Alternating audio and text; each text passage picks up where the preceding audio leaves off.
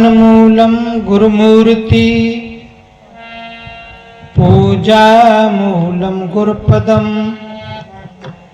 मंत्र मूलम गुरुवाक्यम, मोक्ष मूलम गुरु कृपा। ऐसे हिसाब से लगाओ, वक्ता को दिखनी चाहिए ढोलक या पास आ जाओ। गुरु समान दाता नहीं, मोह समान अति दीन, चरण शरण प्रभु राखिए, जल आधार जैसे मीन। गुरु के सुमिरन मात्र से,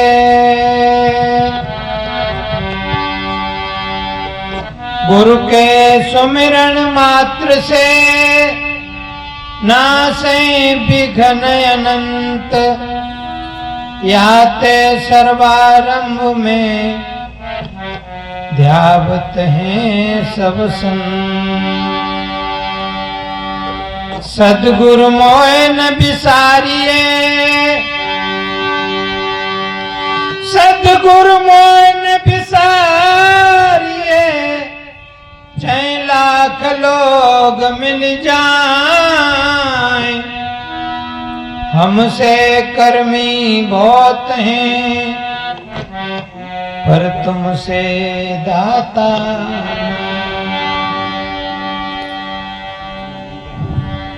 पूजनी संत समाज, धर्म प्रेमी बंधुओं, शक्ति स्वरूपा माता और बहनें, आज ये बहुत सुंदर, बहुत बढ़िया हमें और आपको समय मिला है। वैसे तो कहा है बड़े भाग्य मानुष तन पावा, हम और आप बड़े भाग्यशाली हैं, क्योंकि मनुष्य शरीर मिला है। और मनुष्य शरीर नहीं होता तो फिर पशु पक्षी कीड़ा मकोड़ा इन खानियों में हमको जीना पड़ता। इन खानियों में बड़ा जीवन में कष्ट है। आपके सामने चौराहे पे खुलेआम जीव काटे जा रहे हैं, काटे जा रहे हैं। बेचारे किन से फरियाद करें और कौन उनकी सुनने वाला है। यदि कोई मनुष्य के साथ ऐसा करे तो पहले तो उसको समाज ही ठिकाने से लगा देगा, और समाज नहीं सुनेगा तो उसके लिए अदालत, कोर्ट। प्रिय बंधुओं, उसकी मनुष्य की सब सुनने वाले हैं, लेकिन पशु पक्षी कीड़ा मकोड़ाओं की कोई सुनने वाला नहीं। इसलिए कहा है बड़े भाग्य मानुष तन पावा। ये नहीं कहा कि बड़े भाग्य गधा तन पावा, भैंस तन पावा, हाथी तन पावा, कह सकते, लेकिन नहीं कहा। क्यों? आप देख रहे हैं जिस पानी में पशु खड़ा है उसी में टट्टी कर रहा है, पेशाब कर रहा है, वो बड़ी श्रद्धा से उसको ही पी रहा है। वो जानता ही नहीं है शुद्ध क्या है अशुद्ध क्या है। पशु नहीं जानता है जड़ क्या है चेतन क्या है, धर्म क्या है अधर्म क्या है। कौन नहीं जानता है? पशु नहीं जानता। ये सब बातें कोई जानता है तो मनुष्य ही जानता है। इसलिए कहा है बड़े भाग्य मानुष तन पावा। पर सदगुरु कहते हैं मनुष्य जन्म सदगुरु मिलन। आपको मनुष्य शरीर तो मिल गया, बड़े भाग्य की बात है, लेकिन परम सौभाग्य की बात तब है कोई जीता जागता जीवन में सदगुरु मिले। फिर कहते हैं आम के आम, बड़ी मोटी बात किसी ने कही है, क्योंकि जीवन जीने की कला तभी आती है।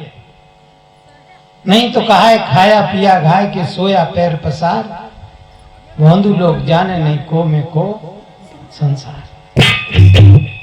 खाना सोना भोगना, बच्ची बच्चा पैदा करना और मर जाना, ये तो पशु कर लेते हैं। और बगैर सिखाए कर लेते हैं। कोई इनको नहीं सिखाता है। खाना सोना भोगना, बच्ची बच्चा पैदा करना, इनको कौन सिखाता है? और उतना ही काम यदि हमारा रहा तो फिर पशु में और हमें अंतर क्या है? प्रिय बंधुओं, जब सद्गुरु मिलता है तब जीवन जीने की कला आती है।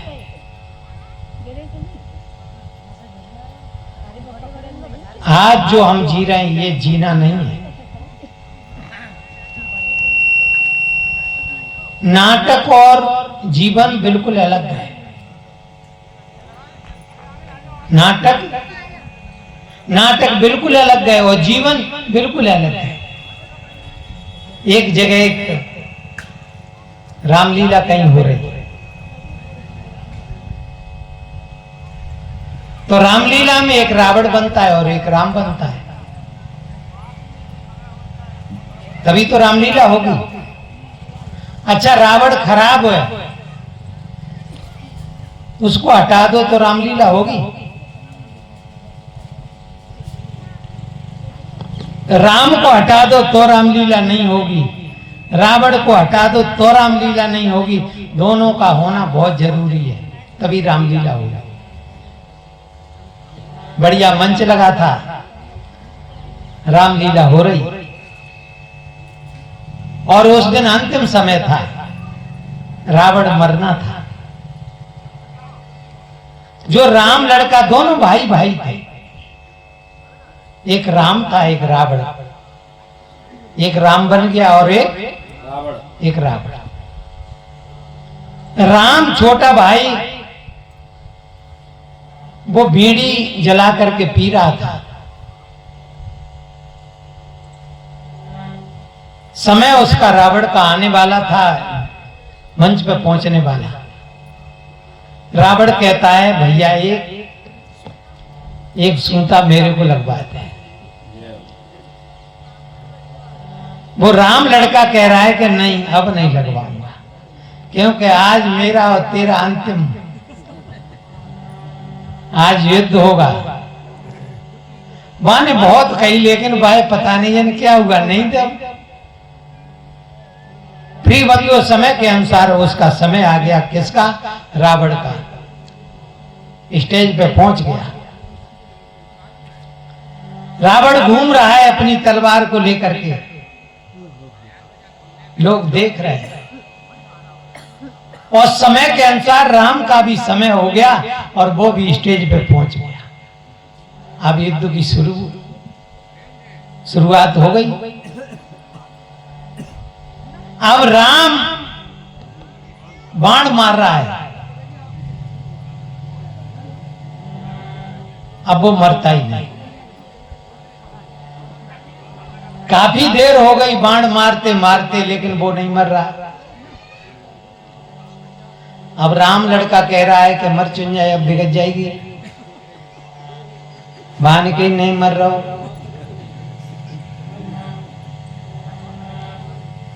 अब बहुत समय हो गया। इधर रामलीला कमेटी भाई लोग वो भी सोच रहे हैं कि रामलीला बिगड़ी जा रही है और ये मर नहीं रहा। लोग पर्दा के चिपट के कह रहे हैं, भैया मर जा रहे, रामलीला खराब भई जा रही है। बान के नहीं मरा वो। अरे क्यों नहीं मरेगा? क्या जाने मुझे बीड़ी इनका एक सूता नहीं लगवाओ, नहीं मर रहा हो। प्रिय बंधुओं, लोगों ने समझाया कि भैया मर जा, कोई बात नहीं। हालांकि मर नहीं था, लोगों की बात सुन के वो मर गए। लोगों को एकदम देख रहे लोग, बड़ा खुशी हो रही है, रावण मर गया। पर्दा खींच दी, रावण नीचे पहुंचा स्टेज के और राम भी नीचे पहुंच गया। अब दोनों भाई एक बीड़ी को बढ़िया प्रेम से पी रहे हैं। अब न राम है न रावण है, अब कौन है? जो हैं सो ही रहे। प्रिय बंधु, ये तो नाटक था। मंच पे क्या किया? नाटक किया। इसी प्रकार से हम और आप इस संसार में आए, क्या कर रहे हैं? एक नाटक कर रहे हैं। क्या कर रहे हैं? नाटक कर रहे हैं। जीवन नहीं है ये। जगत है सपन की रचना, न इसकी हरस चिंता कर, करो निज रूप का चिंतन, तजो अभिलाष माया। संसार के चिंतनों में हम इतने बिजी रहते हैं, रात दिन एक कर देते हैं। हम हजारों कोस दूर निकल जाएं अपने घर से, लेकिन हजारों कोस से हमें अपना घर दिखाई देता है, अपने बेटी बेटा दिखाई देते हैं, अपनी कोठी जमीन जायदाद दिखाई देती है, लेकिन क्या नहीं दिखाई देता? वास्तव में जिसको देखना चाहिए वो दिखाई दे देता। इसी के लिए तो अभी साहिब जी कह रहे थे, रामायण में भी ये शब्द आया है, देख देविक भौतिक तापा, राम राज्य काऊ नहीं व्यापा। 3 प्रकार के दुख ये कब नहीं व्यापते हैं? जब राम राज्य में कोई पहुंचे। कौन से राम राज्य की बात है? कबीर साहब ने कहा है, हृदय बसे ते राम न जाना, कहें कबीर खोजे आसमान। 4 रामों की बात आई है। एक राम ने जगत पसारा, एक राम जगत सेव न्यारा, एक राम घट घट में लेटा, और एक राम दशरथ को बेटा। कौन से राम से हमारा काम बनेगा? हैं? 2 नावों से चढ़ के कोई पार नहीं हुआ है। प्रिय बंधुओं, दशरथ बेटा राम ने भी उस राम का भजन किया। तुलसीदास जी ने कहा है, घट में है सूजय नहीं, घट में है सूजय नहीं, नालत ऐसी जिन, तुलसी जा संसार को भयो मोतिया दिन। कहां ढूंढ रहे हो? वो तो घट में है। अस प्रभु हृदय अछत अविकारी। वो राम कहां है? हृदय में विराजमान है। जो आंख से देख रहा है, कान से सुन रहा है, यही तो राम है। और ये राम निकल जाता है तो मुर्दा शरीर, आंख तो है, फिर देखता है क्या? फिर आंख क्यों नहीं देखती? कान फिर क्यों नहीं सुनता? प्रिय बंधुओं, सुनने वाला, देखने वाला अब नहीं। इसलिए बंधुओं, रमनते रामा, जो रमण कर रहा है, इस राम में कोई रमण करना सीख जाए तो मैं कहता हूं 3 प्रकार के दुख, देहिक, दैविक, भौतिक, ये नहीं रहेंगे। साहब जी ने बहुत अच्छा, बहुत बढ़िया, वास्तव में इनका नाम है और वो ही इनका काम है। अमृत नाम रखा है गुरुजी ने, हमारे गुरुजी ने इनका अमृत साहब नाम रखा है। और वास्तव में यदि कोई ठीक ठाक अच्छी तरह से सुन ले तो मैं कह रहा हूं वो भी अमर हो जाएगा। अमृत का अर्थ ही है अमृत ज्ञान। जिसको अमृत मिल जाए, क्या वो अमर नहीं होगा? इसलिए बंधुओं, साहिब जी का नाम और काम बिल्कुल अलग है। और एक और निवेदन करूं, हमारे भाई अनुज, देखो 2 प्रकार का भोजन होता है। एक भोजन होता है शरीर का। काय को भोजन होता है? रोटी, साग, सब्जी, मेवा, मिष्ठान, ये किसका भोजन है? शरीर का। यदि आपको ये भोजन नहीं मिले तो फिर आपको कुछ अच्छा नहीं लगेगा। आप बाजार में चले गए तो आपको फिर भोजन ही भोजन दिखाई देगा। समझ में आई? तो ये भोजन काय को है? शरीर का, ये गाड़ी का। जैसे गाड़ी का और ड्राइवर का भोजन अलग अलग है कि एक ही? भाग के जाइए बेटा जल्दी।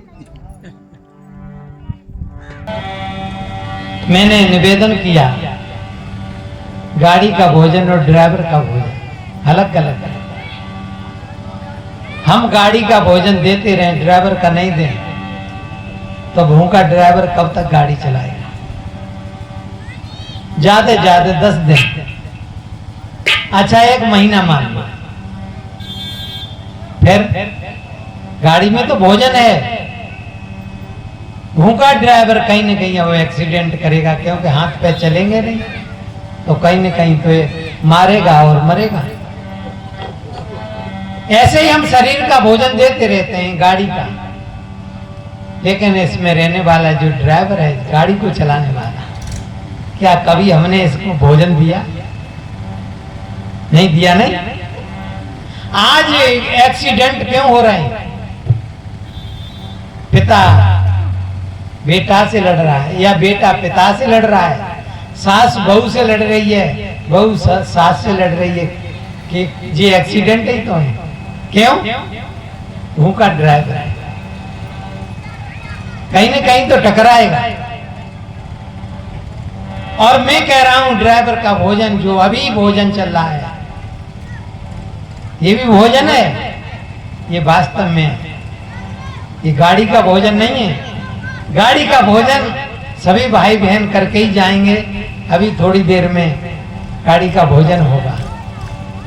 तो ये जो भोजन हो रहा है, ये आत्मा का भोजन है, क्योंकि ज्ञान से आत्मा में बल बढ़ता है। जाति बल होता है, धन बल होता है, भाव बल होता है, और सब बलों से कौन बड़ा होता है? जो आत्म बल। कबीर साहब एक ऐसे महापुरुष हुए, काशी जैसे प्रकांड विद्वानगढ़ में अपनी बात को हृदय खोल के कह रहे हैं, नहीं रुके। प्रिय बंधुओं, कबीर का वास्तव में ज्ञान है, वो मानवतावादी ज्ञान है। अपनी बात वो कहते हैं और किसी के अनहित की बात नहीं कह रहे, पाखंड की बात कह रहे हैं। पाखंड में न तुम्हारा अच्छा होगा और नहीं उसका अच्छा होगा। तो एक भजन है, यहीं सम्मल कर ले, यहीं सम्मल कर ले, आगे बिसही बाट, सरगब सावन सब चले, जहां बनिया नहीं हाट। सदगुरु कहते हैं यहीं संभल ले, और कहीं जगह नहीं। कहां? सत्संग में, और कोई जगह नहीं। भजन है,